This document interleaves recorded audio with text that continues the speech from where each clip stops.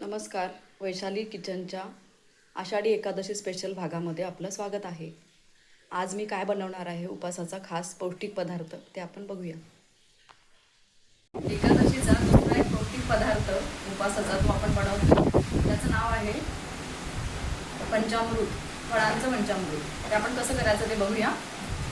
त्यासाठी लागणारं साहित्य आहे सफरचंद 1 वाटी, अर्धी वाटी डाळिंबाचे दाणे, अर्धी वाटी केळं, 2 चमचे सब्जा, दूध, गोड हवं असेल तर मध. 1 मिनिट.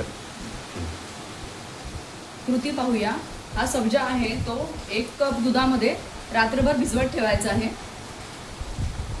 सब्जा असा दिसतो. आता आपण कृती बघणार आहोत. प्रथम बाउलमध्ये सफरचंद घ्यायचं, तर डाळिंबाचे दाणे, केळ,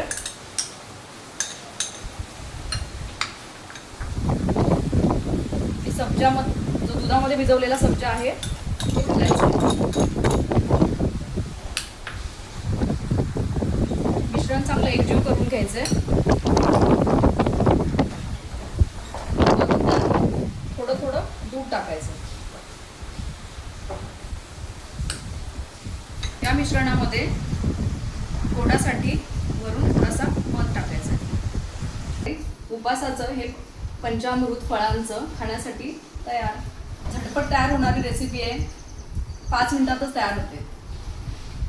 या पौष्टिक रेसिपीचा विशेष असा आहे की याच्यामध्ये सब्जाचं बी असल्यामुळे कोणत्याही प्रकारची ॲसिडिटी होत नाही. उपास म्हटलं की ॲसिडिटी आलीच. त्या ॲसिडिटी न होण्यासाठी हे पंचामृत दिवसातून एकदा तरी खाऊन बघा.